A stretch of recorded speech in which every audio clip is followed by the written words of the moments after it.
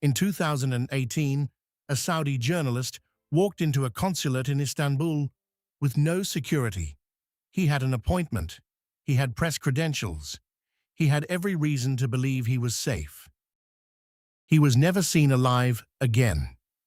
That same week, Jeff Bezos flew into Istanbul with 13 security personnel, 2 advance teams, and an intelligence analyst who had already swept the hotel 3 days before he arrived. Same city, same week. One of them understood something the other didn't. Personal security isn't one thing. It's 7 completely different relationships with risk, power, and what it costs to move through the world when the world has decided to notice you. One person hires an off-duty cop for $75 an hour after a bad business dispute. Another travels with a team of 43, a counter-surveillance unit, and a communications suite that can reach a military installation from any altitude. Same threat. Different responses. 7 levels. Let's get into it. Level 1. The off-duty police officer, the licensed armed guard. The security firm you find on the second page of Google. $50 to $150 per hour. No advance work, no intelligence, one person with a firearm and a radio. Here's what Level 1 actually provides. Presence. The visible deterrent.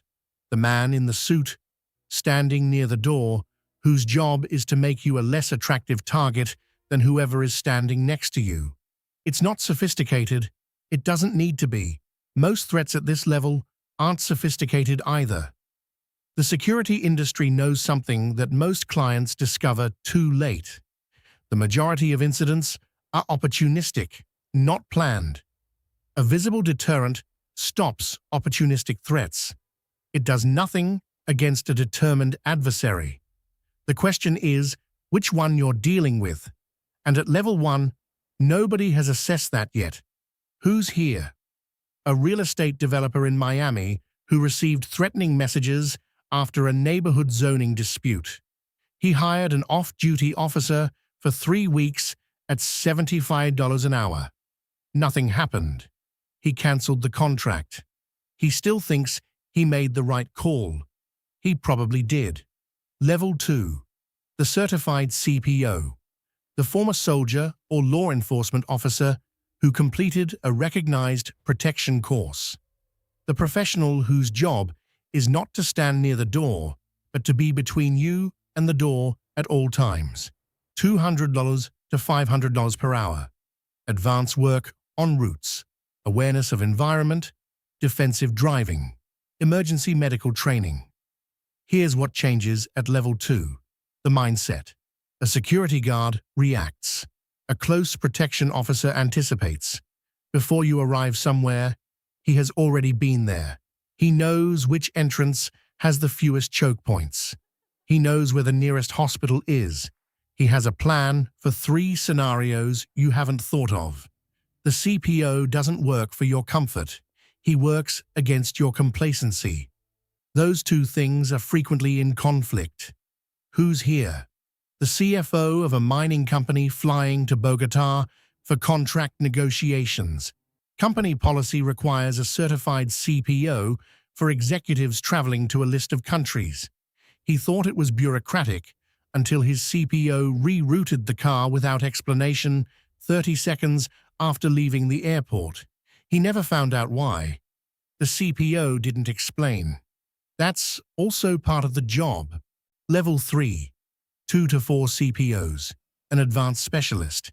A secure vehicle with a trained driver. $3,000 to $10,000 per day. Route pre-clearance. Counter-surveillance sweeps. Coordinated communication. The single CPO at Level 2 protects you. The team at Level 3 protects your schedule. There is a difference. One person cannot simultaneously maintain close proximity, drive, monitor the environment, and run an advance on the next location. A team can. The advance agent is already at the restaurant before you leave the office.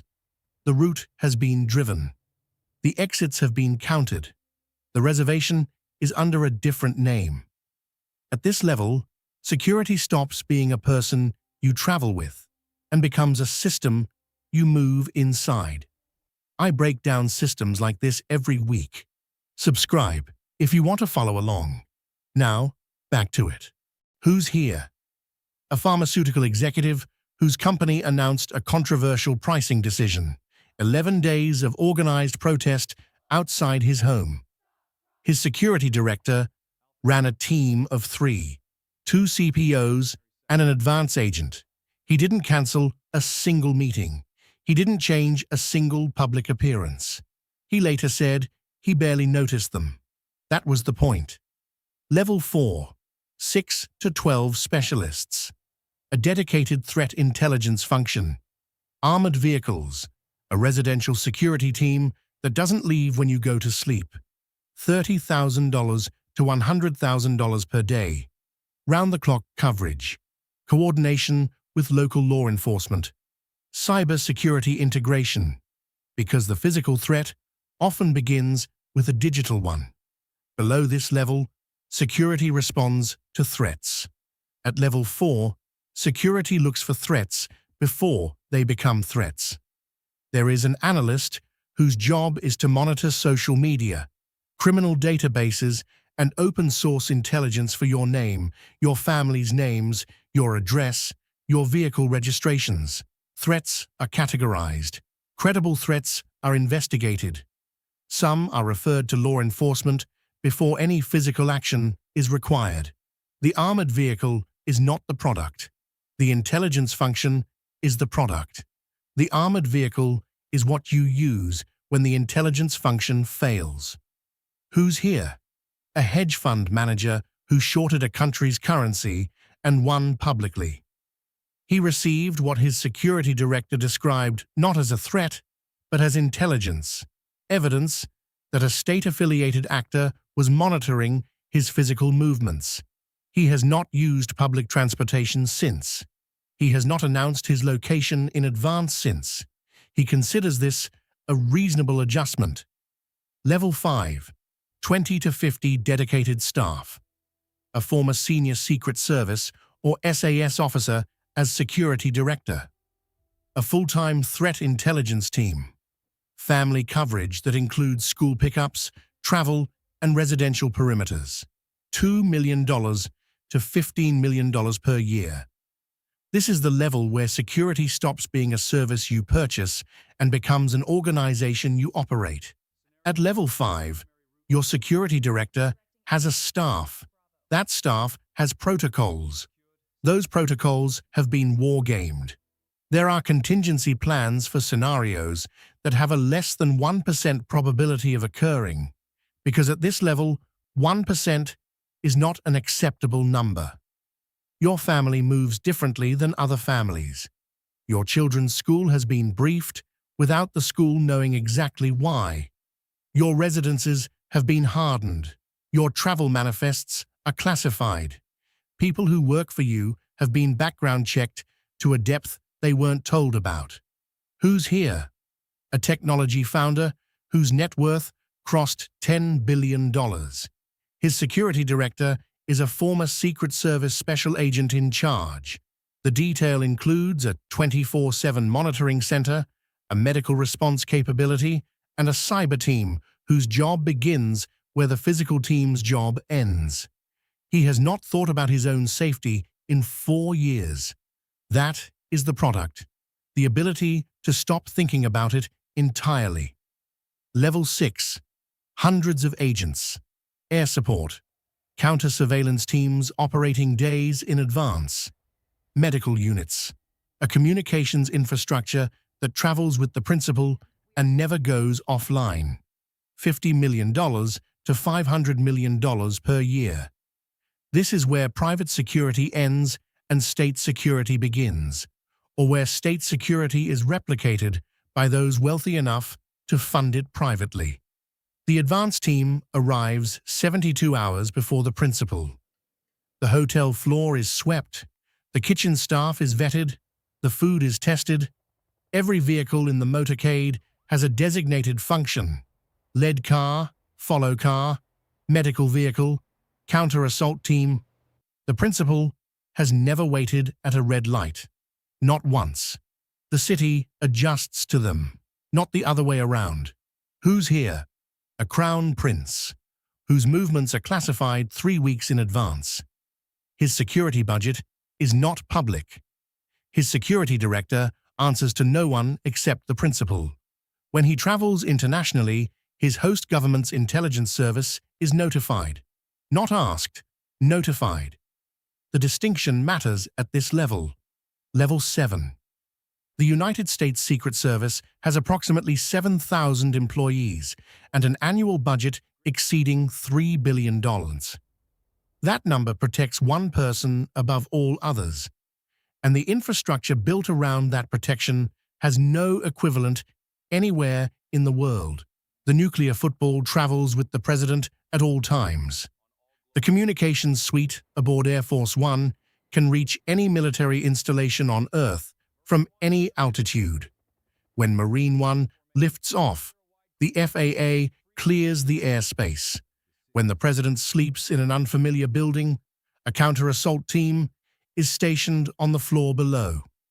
The presidential limousine, Cadillac One, known as the Beast, carries its own oxygen supply, its own blood supply of the president's type, and armor capable of surviving a direct explosive blast.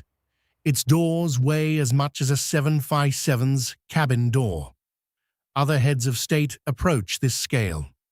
The Saudi Royal Protective Apparatus includes dedicated intelligence units, military escorts, and support infrastructure that effectively moves a small government whenever the king travels. When this level of security arrives somewhere, the location ceases to be a location. It becomes a controlled environment. Every variable has been accounted for. Every person within range has been identified. The threat never gets close enough to become a threat. That's not luck. That's the entire system working. Here's what personal security actually sells at every level. At level 1, the appearance of safety, the deterrent that works on opportunists. At level 2, anticipation, someone who thinks before you arrive. At 3 and 4, a system that moves with you, that has already been to every room before you enter it. At 5, the end of thinking about it, the ability to focus on your life because someone else has taken full responsibility for its continuation. At 6 and 7, it stops selling safety entirely. At 6 and 7, security is sovereignty, the ability to move through the world on terms that the world didn't set. A motorcade of 12 vehicles doesn't protect a person. It asserts a category of person that operates by different rules. Jamal Khashoggi walked into the Saudi consulate in Istanbul with a press credential and an appointment. Jeff Bezos walked into Istanbul with 13 security personnel and 3 days of advance intelligence. Both men understood the world they were operating in. Only one of them had built a system around that understanding. The real product, from the 75 an hour off-duty officer to the $3 billion presidential apparatus, is not the firearm, not the armor, not the advance work. It's the decision made before you ever enter the room about how much of the world you're willing to let get close to you. And once someone has built that system for you, the question stops being whether you need it.